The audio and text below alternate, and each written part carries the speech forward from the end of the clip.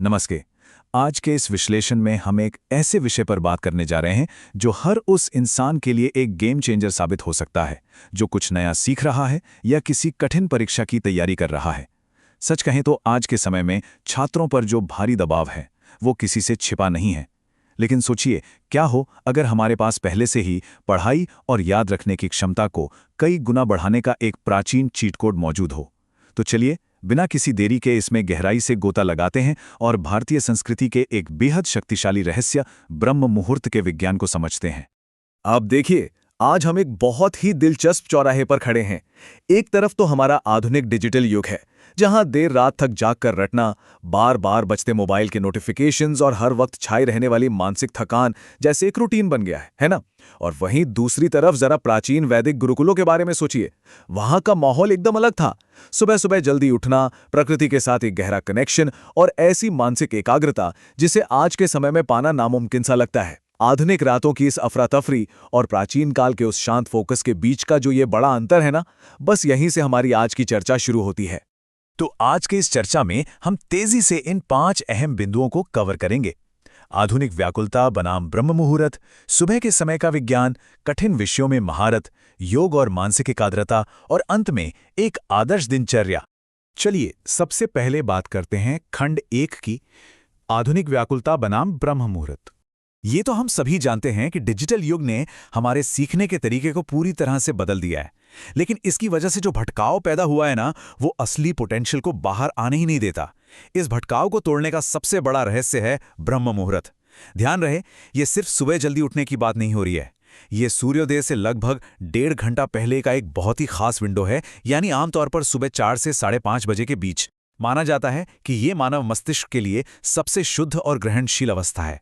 ये वो समय है जब बाहर एकदम सन्नाटा होता है और हमारा दिमाग दिन भर की उलझनों से पूरी तरह मुक्त होता है। और दिलचस्प बात यह है कि प्राचीन आयुर्वेद ने इस बात को सदियों पहले ही समझा दिया था। चरक संहिता का ये श्लोक बिल्कुल स्पष्ट कहता है कि एक स्वस्थ व्यक्ति को अपने जीवन और स्वास्थ्य की रक्षा के लिए ब्रह्म मुहूर्त में ही उठना चाहिए। तो देखा जाए तो ये कोई रहस्यमयी आध्यात्मिक बात भर नहीं है, बल्कि ये शारीरिक स्वास्थ्य और लंबी उम्र को सीधे तौर पर हमारी सुबह की आदतों से जोड़ता है। अब आते हैं हमारे दूसरे खंड पर, सुबह के समय का विज्ञान। आखिर इसके पीछे की साइंस क्या है? यहां पर जीव विज्ञान यानी बायोलॉजी का जादू देखने को मिलता है। सुबह के समय हमारे शरीर के अंदर और बाहर के पर्यावरण के बीच एक गजब का तालमेल होता है। एक तरफ शरीर में कॉर्टिसोल और मेलाटोनिन हार्मोन एकदम सही बैलेंस में होते हैं। मेलाटोनिन मन को शांत रखता है और कॉर्टिसोल हमें अलर्ट करता है। और दूसरी तरफ बाहर हवा में ऑक्सीजन का स्तर अपने चरम पर होता है और प्रदूषण एकदम शून्य। अब सोचिए, जब ये परफेक्ट हार्मोनल बैलेंस शुद्ध ऑक्सीजन से मिलता है तो क्या होता होगा? ये सचमुच हमारे फेफड़ों और दिमाग की ऊर्जा को सुपरचार्ज कर देता है। और इस बायोलॉजिकल पीक का सबसे बड़ा फायदा सीधे तौर पर छात्रों को मिलता है। इस समय पढ़ाई करने से दिमाग पूरी तरह से अलर्ट और फ्रेश रहता है। सबसे अहम बात, याद रखने की क्षमता यानी मेमोरी रिटेंशन में जबरदस्त उछाल आता है। फैक्ट्स जल्दी याद होते हैं और लंबे समय तक दिमाग में टिके रहते हैं। साथ ही एकाग्रता अपने उच्चतम स्तर पर होती है, जिससे मानसिक तनाव लगभग गायब हो जाता है।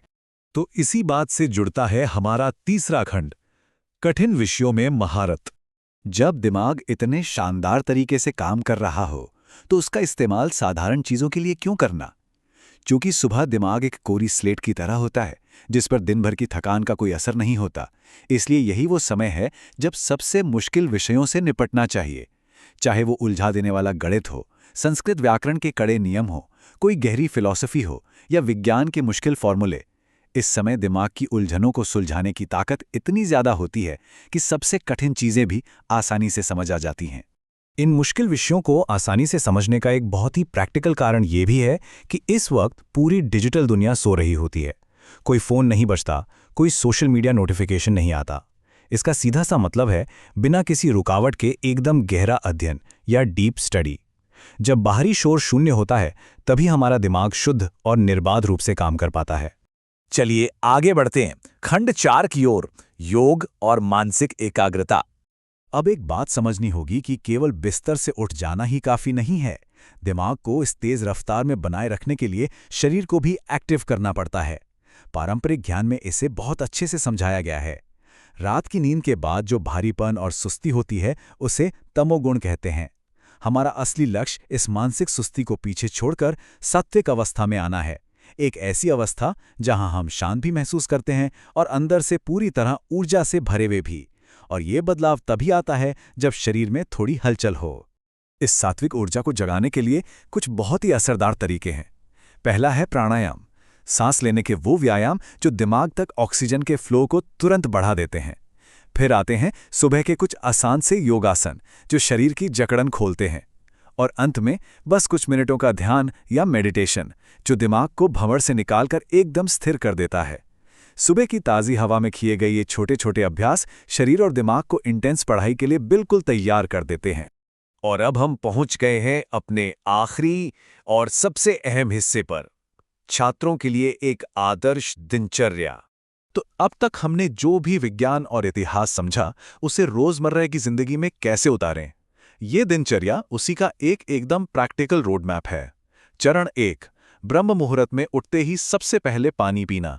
चरण 2, शरीर और दिमाग की नींद उड़ाने के लिए 10 से 15 मिनट योग या प्राणायाम करना। चरण 3, जब फोकस एकदम रेजर शार्प हो जाए तब अपने सबसे कठिन विषयों की पढ़ाई करना। और अंत में चरण 4, सूर्योदय के बाद जब पढ़ाई का एक बड़ा हिस्सा खत्म हो जाए तो थोड़ा हल्का व्यायाम करना, ये प्रकृति के बीच टहलना।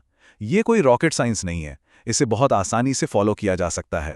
इस रूटीन को लगातार फॉलो करने के जो लॉन्ग टर्म रिजल्ट्स हैं ना, वो सच में हैरान करने वाले हैं।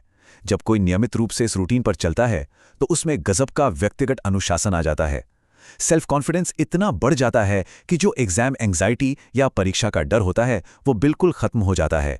बेहतर टाइम मैनेजमेंट होता है और अंततः इसके नतीजे शानदार परीक्षा अंकों के रूप में सामने आते हैं।